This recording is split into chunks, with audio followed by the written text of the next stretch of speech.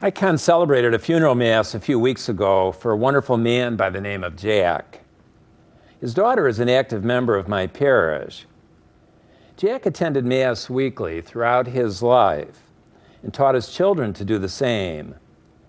Several years ago, because of age and illness, like many of you, he was no longer able to attend Sunday Mass, and he began to watch this Mass on television. Whenever I would be the celebrant, he would call his daughter at 6 o'clock in the morning and tell her Father Johns is on TV. She would tell him, "Thanks for the call, Dad, but I can see him live at the parish later in the morning." A few weeks ago, on a Saturday night, Jack was not feeling well, and he went to bed early. In the course of the night, he became very ill, and his wife took him to the hospital, where he later passed away. His family came home from the hospital at 5:30 in the morning.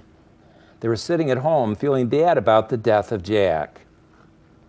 At 5:45, they heard his alarm clock sound, and they realized that the last thing he did before going to bed was to set the alarm so he would be sure to get up and watch this Mass on TV.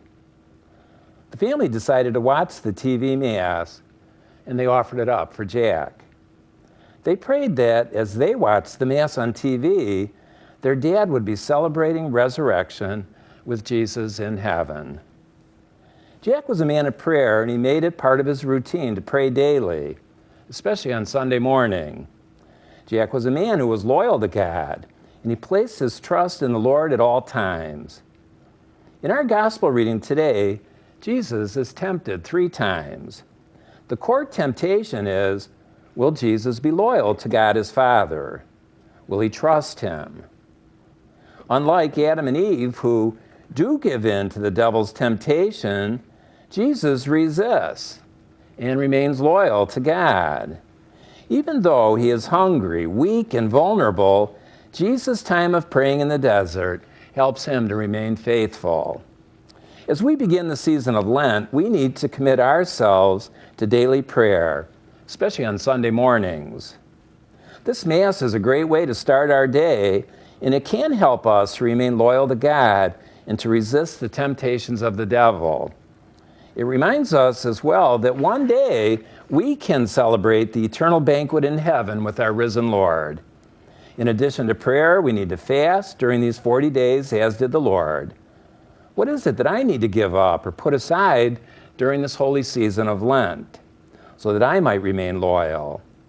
What does the devil tempt me to do or not do that I might work on in the coming days of Lent? And finally, where or to whom can I give alms during the sacred season? Prayer, fasting, and almsgiving are the 3 disciplines of Lent, and each can help us resist the temptations of the devil. Have a good season of Lent.